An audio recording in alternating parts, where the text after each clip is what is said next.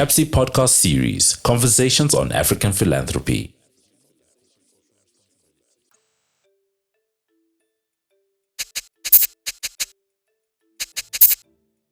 Welcome to yet another episode of our Conversations on African Philanthropy with me, Bhekinkosi Moyo, the Director of the Center on African Philanthropy and Social Investment at the West Business School in Johannesburg. Welcome. Sarah, I'm happy to talk to you. We are joined now by Sarah Rennie, who is an expert in philanthropy. She's also an expert in corporate social investment with a special interest in education. Sarah is the chair of the Grindrod Family Centenary Trust, the non-executive director of the Standard Bank to Tour Community Foundation, but also Sarah, you served as the chair of IPASA, where we are meeting today for, was it 4 years or 6 years? 6 years. 6 years. 6 years. 6 years. What a long journey. Maybe let's start there and talk about, the genesis of IPASA, what it sought to do, and your leadership role from almost time of inception, so to speak, to what it is today. Great. Thanks, Becky, and thanks for having me. It's great to chat.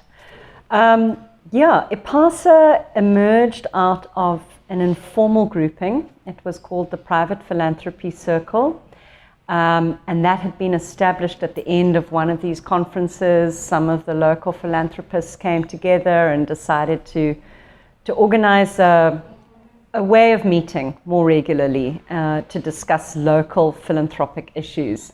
And Sheila Gastro from Inyatelo, it was really a project that was managed by Inyatelo, this PPC.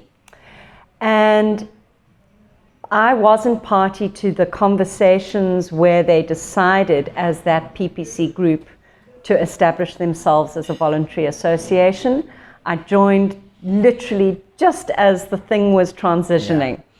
And it was very interesting. All of a sudden, there was a constitution with, a formal voluntary association and a council. And some of the people around the room were elected as council. And it really was pretty much as simple as that. And I started off as chair, and the constitution said you could sit on council for 3 2-year consecutive terms.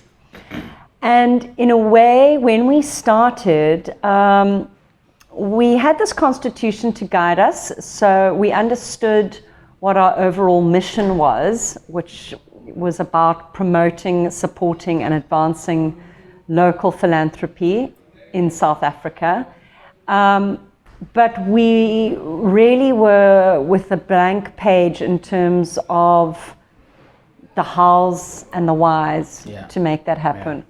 So that was the journey. It started off where Amanda Block and Sheila Gastro from Gastro Block Philanthropies really was our secretariat, and that was an outsourced role.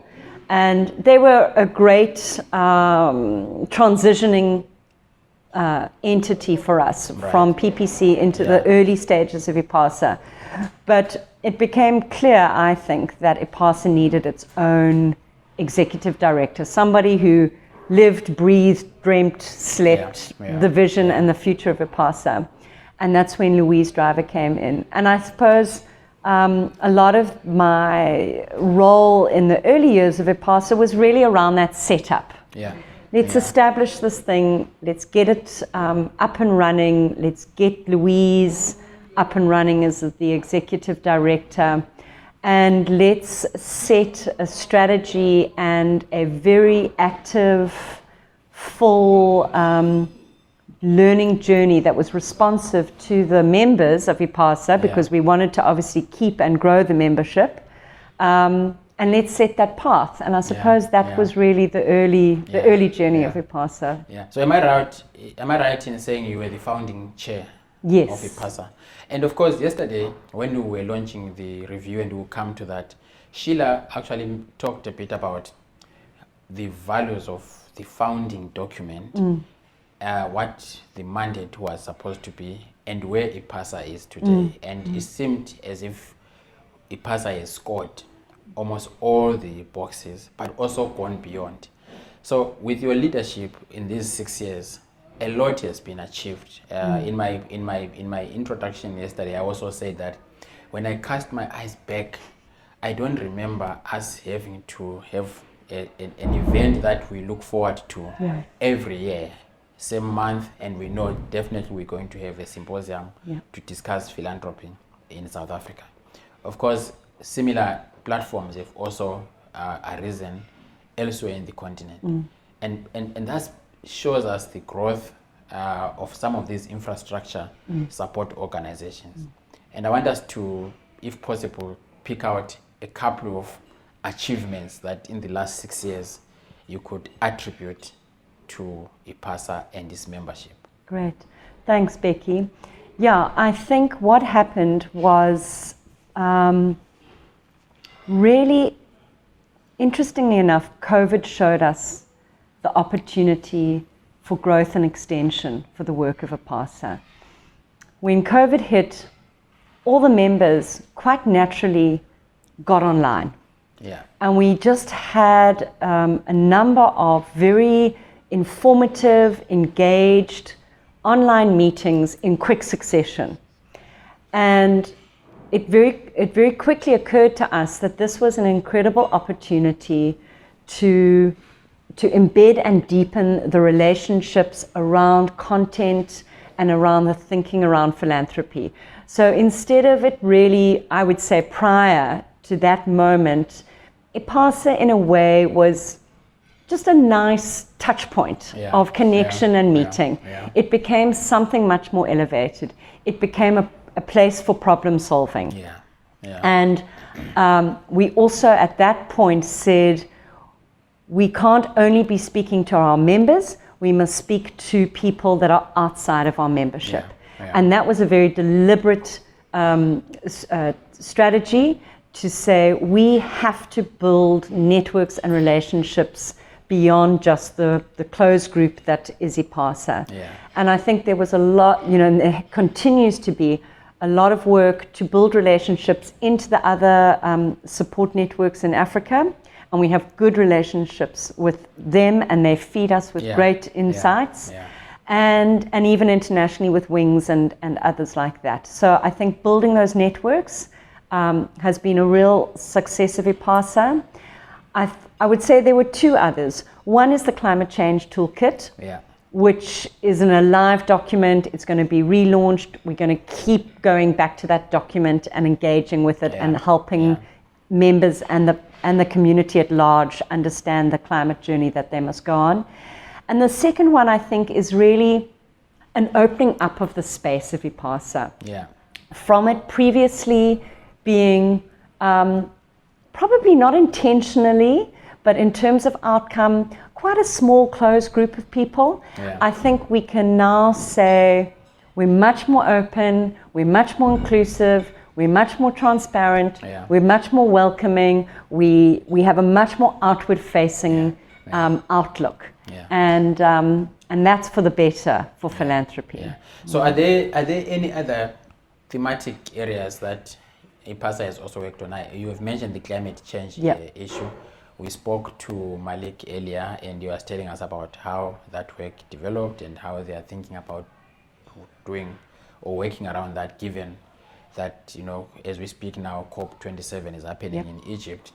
But there's also the area around education. What are the other thematic areas that you have coalesced the membership around? Great.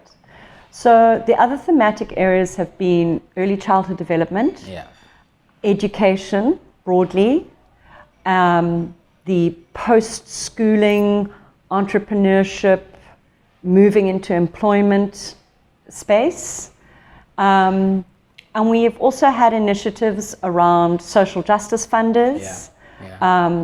There is a group of funders who specifically fund into bursaries, and we've had engagements around that. But really, these have been very much initiated and worked together with IPASA in partnership with a member. So, for example, Standard Bank Tatua Community Trust has led on the early childhood development piece.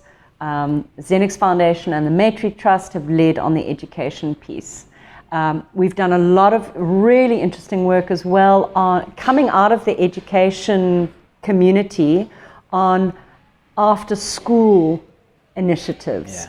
So really understanding what is the work that funders and education NGOs can do to support children outside of school, after school. Yeah. And I think there's some nice research that's come out of that as well. I mean, of course, as the founding chair, most leaders would have specific targets that they want to reach or achieve. In your 6 years as at the helm of the council, are there things that you look back and you feel you were not able to achieve that have now been handed over to the next leadership? That's such a great question. I think I would have loved to have done more on openness and transparency. Yeah. It is an area where I think the train has left the station in philanthropy around saying as a sector we must be more open and we must be more transparent and through that openness and transparency actually get to a place of accountability. And I'd love that for that to be the next push and the next area of conversation that we have at IPASA. Great. And then of course we are here, the theme of the conference was pause, reflect, in a way, let's reset after the post-pandemic context. But obviously when you're looking into the horizons, you are still a central member of IPASA. Absolutely. What are some of the things that you're looking at and thinking, the membership and the secretariat must really seize this moment and address these things, because if we don't, they are going to really draw us back. Yeah. Becky, I think there has been great gains and momentum around getting people more lined up around objectives and priorities, particularly in sectors. So I think there is a much stronger common understanding about the priorities in early childhood development or the priorities in education. People understand that there's on a short term, there's learning losses, things like that. I think there's a much stronger shared understanding of the key issues and the key priorities.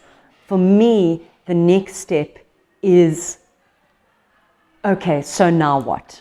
Let's keep working in our communities of practice and in those kind of focus areas to say, what is the next step? Is it a joint funding? Is it actually strategizing together? Is it increasing our advocacy and our voice as a collective to say, we know, we've done the work, we see this is our view, and to take a kind of stronger collective viewpoint as a sector. So that's, I think, what I would like to see the work happening at IPASA. And of course, during the time as the chair of IPASA, you also took on the role of chairing the editorial board of the first ever review on philanthropy in South Africa. How was that journey like as well? It was, in my view, quite easy, actually. Thank goodness. Sheila was the editor, hugely experienced. I think in terms of delivery and just knowing that there would be a quality product that would be delivered on time, there was huge levels of assurance around that.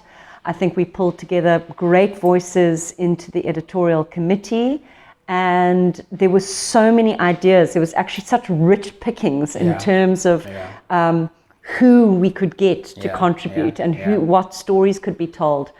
I think what helped that journey was at the outset when we were trying to think about what was this publication going to be. There was a lot of interest for it to be quantitatively strong as well as qualitatively strong. So for it to tell us how much is being spent in philanthropy in Yeah. South Africa? How Yeah. many foundations are there? What projects are there to get more of the numbers work? Yeah. And while I would love to see that work done increasingly, we realized that this was not an achievable target for the review. Yeah.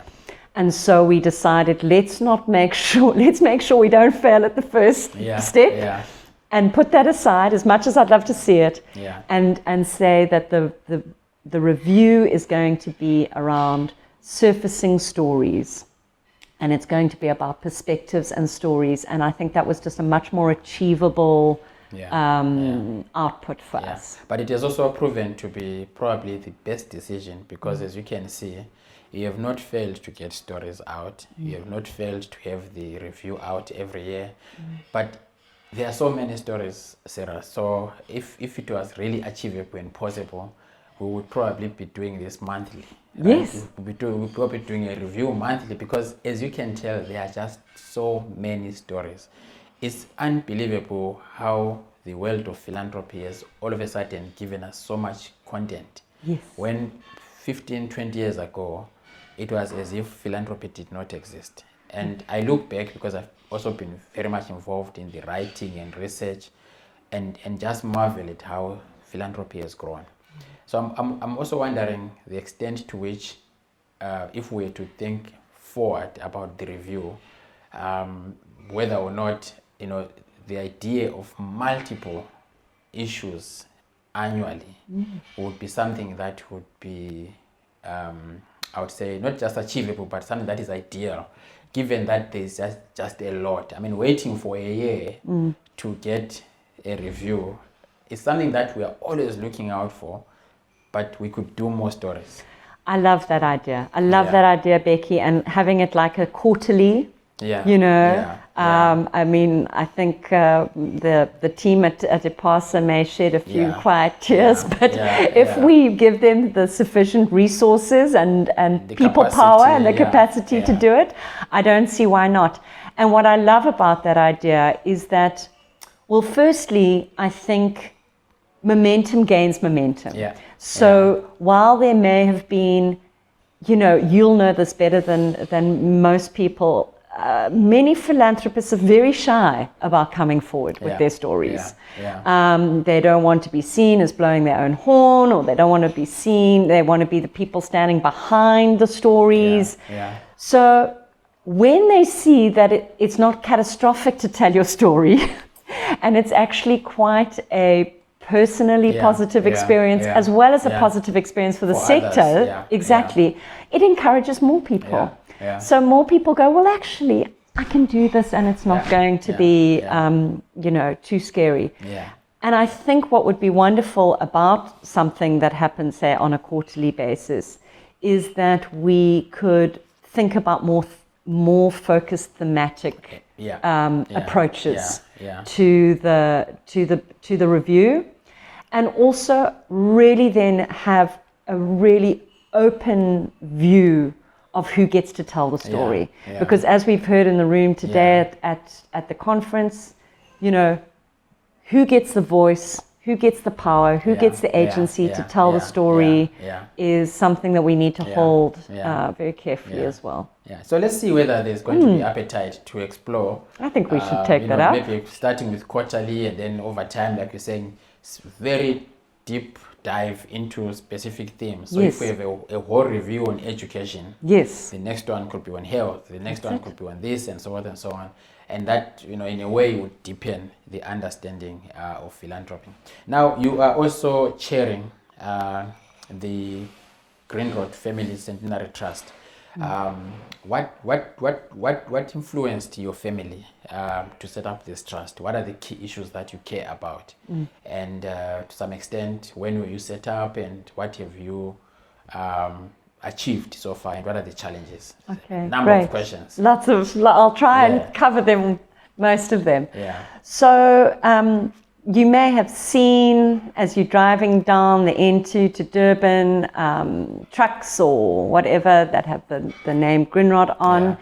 And essentially the family, the forebears of the Grindrod family, set up a transport shipping company out of Durban. Yeah. And I think, if memory serves me right, it started as literally, small ships just sailing locally up and down between Durban and Pietermaritzburg. Yeah. And over a long period of time, the business grew and did very well as a kind of diversified transport and logistics business. And it was the 100-year anniversary of the business that the family came together to celebrate this landmark, this moment in time. And the senior members of the family said, this is the right time to recognize the benefit that Durban, KZN, and South Africa have given this family, and it's the right time to give back and to recognize the good fortune that we have been enabled with. And so they established the Grindrod Family Centenary, and that's where the centenary part comes in, because it was 100 years of the business. And it's obviously completely separate to any corporate social investment. It's an endowed family trust. And my uncle, Murray Grindrod, was the founding chairperson of the trust. And he and the senior members of the family were always very clear that the most powerful tool for change and transformation is education. So the founding document really directs us to be a charitable trust that focuses on education. And then as a strategic decision, we said, let's focus on KZN. It's a very populous province. There's more than enough work for us to do there. And it's where we come from, and it's where the family comes from, and it's where the business started. So it kind of made sense to say KZN is going to be the focus. And we've been operating and giving grants for nearly 15 years, and we've really developed partnerships with KZN-based non-profits in the teacher education space and in early childhood development. And that's the work that we've been involved in.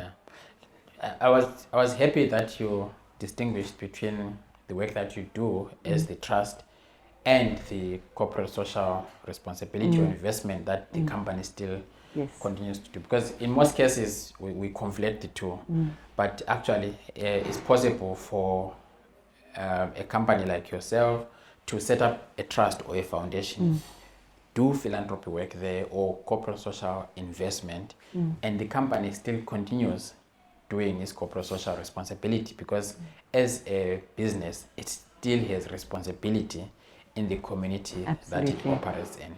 And so I just wanted to appreciate that, because I have students who are studying corporate social responsibility, and the differentiation between corporate social responsibility and investment in South Africa is such that there's a preference by most companies to do social investment through their foundations. And at times we just think that that's all that a company does. But actually, when you go deeper, you realize the company still has its corporate social responsibility functions. That is and, in my experience, their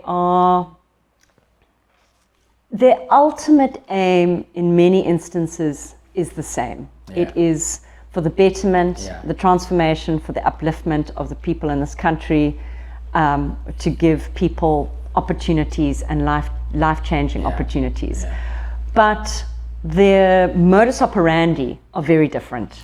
The luxury of being an independent, endowed trust, separate from any corporate agendas and reporting lines and CEOs that want photo shoot opportunities and all of that stuff. This is quite quiet, longer term, careful social investment with its own areas of focus and interest, and the corporate social investment stuff inevitably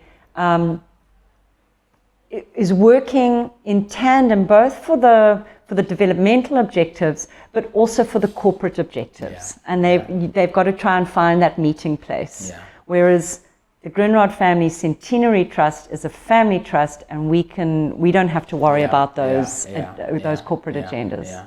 Fascinating. So there's obviously one of the things that's coming up here, but also in several conversations, is how at times it's difficult to program around specifics. So if you're in education, you're in education. If you're in climate change, you're in climate change, and so forth and so on. But in your space, in education is impacted by other things like food security, yes, like health, like transport. How do you navigate your programming and grant making in a way that is not just specific to, I want to teach a child, but understanding that for a child to actually be taught or to be in class, they need to be fed. They need to be healthy, and so forth and so on. Yeah. So kind of linked maybe to the point that I made earlier, we're a relatively small foundation, and we don't have to, I don't know, we can do things our own way. Yeah. And the approach that we have taken is to be very reactive grant makers. And when I say that, I don't mean we're passive. Yeah. We have strong partnerships, but we're totally led by the NGO. So we actually don't have any tick boxing objectives of our own. Right. We say, we like you, ECD NGO. How can we support you to do your work? So if you need a new set of computers because all your computers are outdated, or if you need your roof fixed, or if you need a car, or if you need core costs, or if you need to supplement that programmatic cost, really, as long as it sounds reasonable to us and is well thought through, we're happy for you to put money in whatever space. Right. And as a result, they're the ones there that are working with those children every day, and they can see whether there are hunger needs, or whether they need to pull in people to get eye tests, or whether there is, flooding. I mean, in KZN last year, was it last year? Terrible flooding, COVID, food, fixing flood damaged properties. We went to the partners and said, do you need top-up grants? Do you need data, so that when your staff are working remotely, they can at least get on with their work. So we're very flexible like that. We don't even have any monitoring evaluation, I'm ashamed to say. We just say, we like you, we see you, we know you, and you tell us what you need the money for. But that seems to be almost aligning with the new debate on trust-based philanthropy. And of course, the big notions of decolonizing philanthropy, in this case, is probably more democratizing philanthropy in your case, because you really are depending on what the context is telling you, and giving the responsibility to the communities to actually decide how they want to deploy the resources that you put into their disposal. I mean, one of the ideas that we had at the outset, which I don't know whether we've really fulfilled it, but I thought it was quite an interesting idea to pursue as an independent, flexible foundation. If there's, say, a continuum of opportunities, of funding opportunities for an organization, most, I think, kind of corporate social investment type of funding goes into what I would call the middle part, the meat of the organization, which is their programmatic work. So they say, we've got a great program that does this, we've got a great program that does this, we've got another program here. And corporate social investment is attracted to those type of programmatic, very outcome-based work. But of course, down at this end, there's what I would call the mundane or boring funding. It's the toilets, it's the roof upgrade, it's the new vehicle so that the executive director can actually drive through the foothills of KZN. And then on the other tail is the innovative, the blue sky thinking, the opportunity to take a sabbatical or to go down to the Cape and see what an equivalent organization is doing there, or to try something completely new and crazy. And my conversation with the partners that we had was, we're happy to fund at either end. Okay, we don't need to do your corporate, your programmatic funding, because you'll probably get funding for that. But the hard to get funding bits, the blue sky thinking bits, or the luxury organizational development bits that NGOs often unfortunately do see as a luxury, or your really bog standard base layer bits. Let us work in those edges with you. And so we've spoken about your role at IPASA, at your role as the chair of the editorial board, also your role now leading your family trust. But how did you end up in philanthropy yourself as an individual? Kind of by chance in many ways. Look, I think it was a thread in my own personal inside world, always, actually, even as a schoolgirl. When I was growing up at school, I wanted to be an ambassador. I wanted to be an advocate. So I think the idea of doing something for society at large, I wanted to be a human rights advocate, was always kind of inside me. And then for one reason or another, I ended up in the UK practicing as a lawyer. I came back, I knew I didn't want to practice law anymore. And a friend of mine said, there's this organization called Chikalulu Social Investments, go and have a chat. You might be interested in the work they do.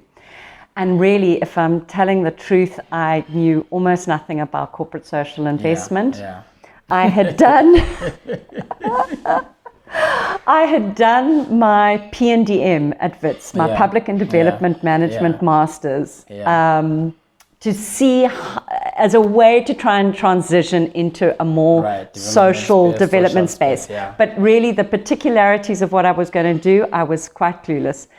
And I went off to Chikalulu Social Investments. I thought I was having a conversation to find out about the organization. They thought they were having an interview for a job. And I kind of quickly realized that I was actually being interviewed for a job. And I said, no, it all sounds great, love it. And went home, they phoned me, I was used to a lawyer's salary. They said, look, it was a very low position in the organization. They said, what salary are you thinking of? And I said one, and they said, well, we could pay you about half of that. I said, okay. And that was my journey. So I started off at Chikalulu Social Investments as a grants officer, just reviewing applications, doing very great. And it was great to start at the bottom because you get to know the whole process of grant making. And I worked at Chikalulu for many years in many different roles. And the last role that I was there was as the Chief Operating Officer. And then with my family, my husband and I moved to Dubai. And my passport said, housewife, not allowed to work. That was the visa. Those are the conditions there. Those were the conditions in Dubai. In United Emirates, And as a result, the timing was good because the Grindrod Family Centenary Trust was being established. And I offered to really help develop the strategy, develop the partnerships, help choose the NGO partners we were going to fund. And I did quite a lot of the groundwork on that. And then Gail Campbell from Xenex said to me, well, do you know about this group of philanthropists? Maybe you'd like to join. And so I joined IPASA and so on and so on. And here we are today. Exactly. What an interesting journey, Sarah. And I'm happy with this conversation because I think IPASA is at an interesting point now. Like you were saying, lots of opportunities going forward, but also lots of achievements, some of which includes the diversity of IPASA in terms of the board, in terms of the members. And so the future really looks fascinating for IPASA. And we want to thank you for having led IPASA for the first 6 years. Thank you, Becky. And of course, there's still more to be done. And Yes. I'm very positive that we're still going to hear a lot from yourself in terms of the contributions that we are going to make. So we always end by looking at that banner, which is a kisima. It's a Swahili word that means a well.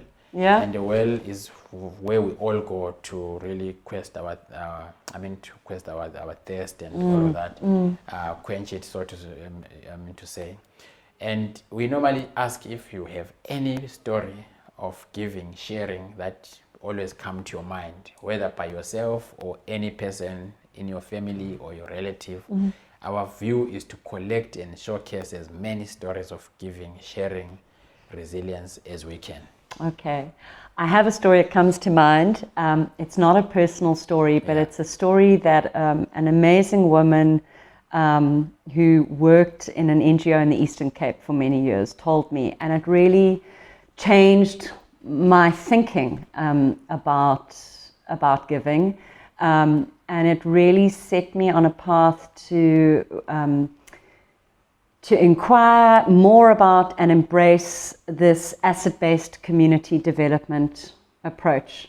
And the story that she told was, she said, okay, so you've got somebody, he's got something in his pocket and he's walking down the road and he sees a bunch of kids and they're playing soccer and they're barefoot. And he thinks, oh, I want to help, okay? Yeah. And so he does a collecting and he goes around, to his family and friends, and he gets a whole bunch of tackies. And the next time he passes the soccer field, he drops the tackies there and he thinks, okay, it's great. I'm helping these kids with their, bare feet. Anyway, the next time he's passing that soccer field, they come over to him and they say, thanks for the tackies, but what we actually really need are stationery, so that we've got books and pens and pencils for school. Yeah. That's actually our real need. So it was nice that you thought we might like tackies, but we're telling you now that we actually need something else. And in the telling, this woman who told me said, the next step on the journey is to say, not what do you need, but what assets do you have that you can use, and with my participation can be unlocked, can be exponentially grown. So what do you do? Oh, well, actually, I'm a great mimic, I'm a great drama student, I'm fantastic with technology. Okay, so putting these assets together, what small external input is missing that can be provided to unlock the assets that are already within you. And for me, that is a very powerful story about development. So on that note, it's really powerful because it centers agency. Sarah, thank you so much for joining us on this conversation. Thank you, Becky. That was Sarah Rennie, the recent chair of IPASA and current chairperson of the Grindrod Family Centenary Trust. Thank you for watching. Goodbye. You've been listening to the CAPSI podcast series, Conversations on African Philanthropy.